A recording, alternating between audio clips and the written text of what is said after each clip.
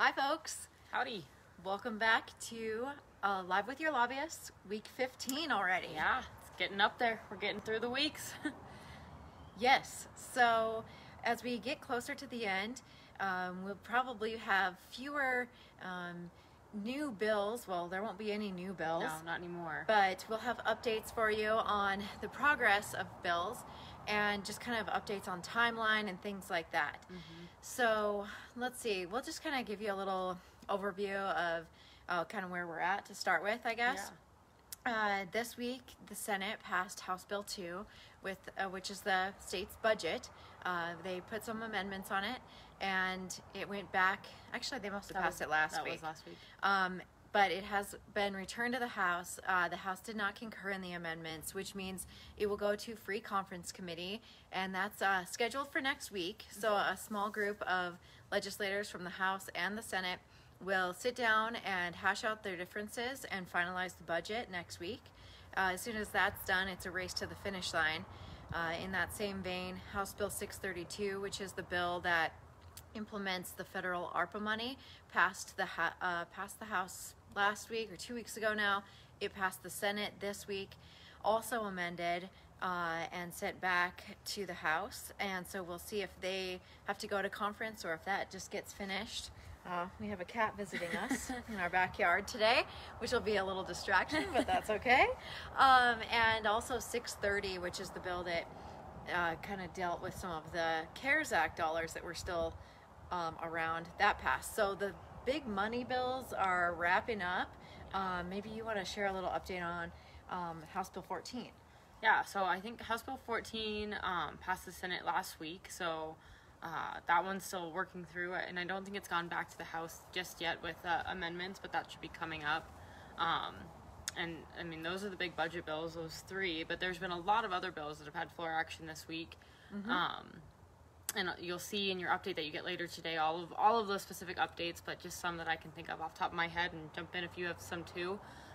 But Senate Bill 249, which had to do with the funding mechanisms for the sage-grouse program, that got passed the House, and that is now passed the legislature. Senate Bill 338, which has to do with trespass liability, is also passed the legislature. That's good stuff. Unamended too. Yeah. So it's just going right to the governor. Right. Let's see what other big ones. Senate Bill 164, which we've talked about a couple times, that was finally heard in the House on, I think, Wednesday or Thursday of this week, and that did die on second reading, so we had opposed that bill. And we were okay to see that it did not get concurred through the House there, and it died.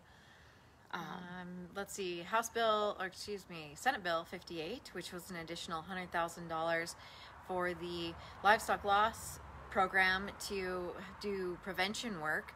That passed the legislature a bit ago, and the governor signed it just yesterday, so that's really good news. Yes, there's quite a few bills that have been that are passed legislature this week and then are being transmitted to the governor's office. So hopefully by this time next week, that big stack that he has on his desk will be signed. Yes. He's been a busy guy, so we'll hopefully he'll be able to work through some of that stuff and get that stack of bills signed and off his desk, and we can announce that to you. Another bill that's headed his way already is one of the Bison bills that clarifies that county commissioners have a say in whether or not wild bison can be transported into or transplanted, I should say, into their counties.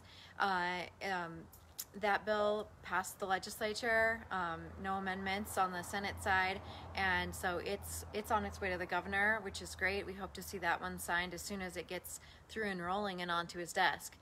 The bison definition bill was amended in the Senate, so it's going to go back to the House. I suspect that they will concur in those amendments, and it will also be on its way quickly to the governor's desk.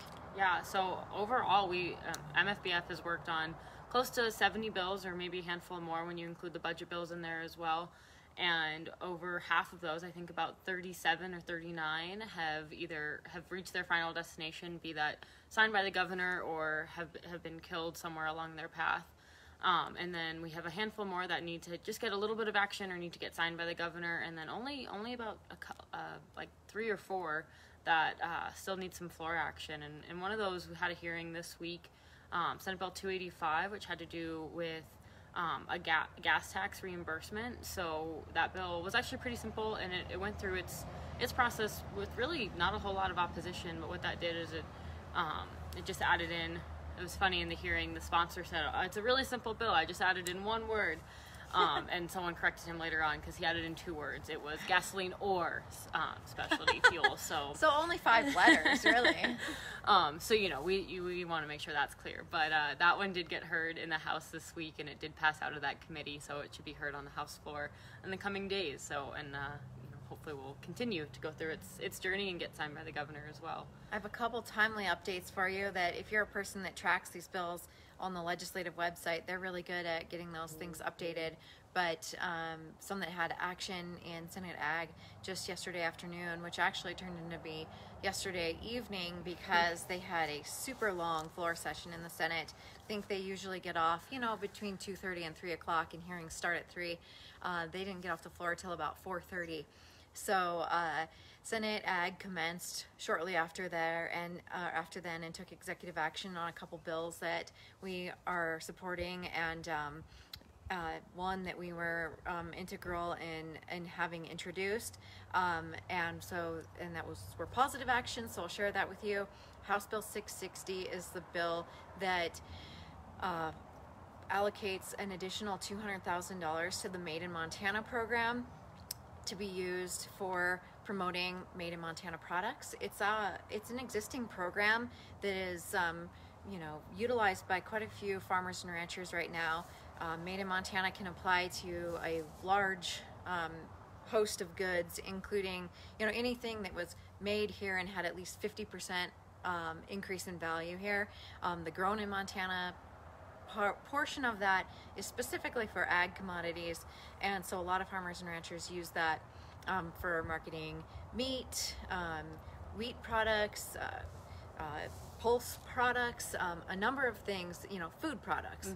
And it's a really great program because if consumers really care where their food comes from, which we heard a lot of testimony about on a number of other bills, then what better way to do that for them than a voluntary label that people can place on their consumer-ready products to show them that not only is it made in the U.S., it's made here in Montana, grown here in Montana. And we really like that bill. We think it's an answer to this placarding discussion. That bill, as we've discussed, the 2 bills that were introduced, one in the House, one in the Senate, they just don't work practically, and actually would have had negative effects. So this is a solution to that problem, and also just value added for all Montana commodities. That one there was a lot of discussion in there about where that money was going to come from. So it's going to have another probably pretty detailed hearing in Senate Finance and Claims, but it did pass, and we're very pleased with that. So congratulations to Representative Kastmeyer on that coming out. Likewise, he had another bill in there that came out. It's House Bill 681. That is a bill that creates an account of up to $2 million that can be used for dollar-to-dollar matching grants between state dollars and local funds to improve infrastructure at port authorities.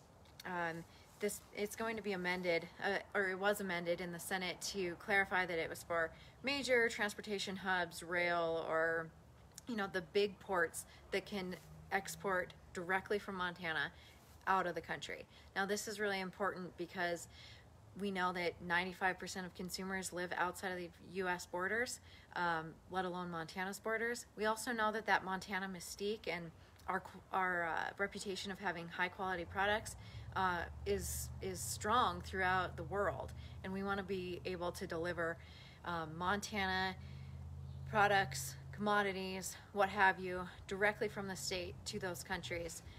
Again, that one will go to Senate Finance and Claims to talk about the funding source, but they did add an amendment to show that those dollars will come from either 632, which is the ARPA money, or a following transportation bill, which we are predicting Congress will be sending this way at some point. So 2 really good bills for value added. That hearing was fun because we just got to talk about high quality Montana products the whole time, and our pride in those, and ways we can help farmers and ranchers really get some more dollars in their pockets and do some more value added right here in the state.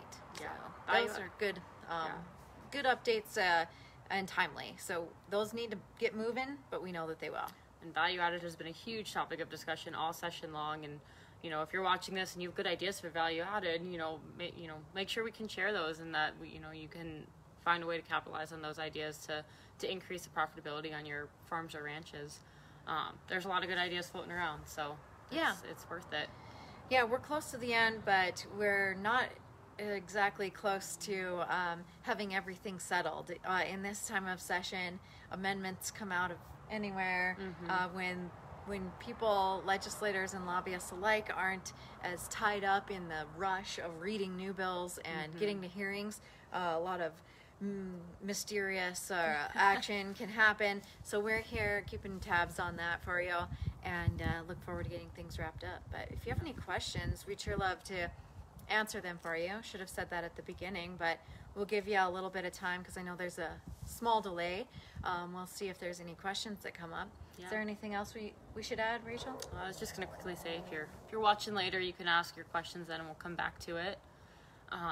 It's a beautiful day in Helena. It sounds like there's some snow around the other parts of the state, so we're happy to have the sunshine and being out here and outside with no coats on, which is pretty nice. It's been lots of fun weather this week. It's been super windy, and so it's nice that we can actually do this outside today.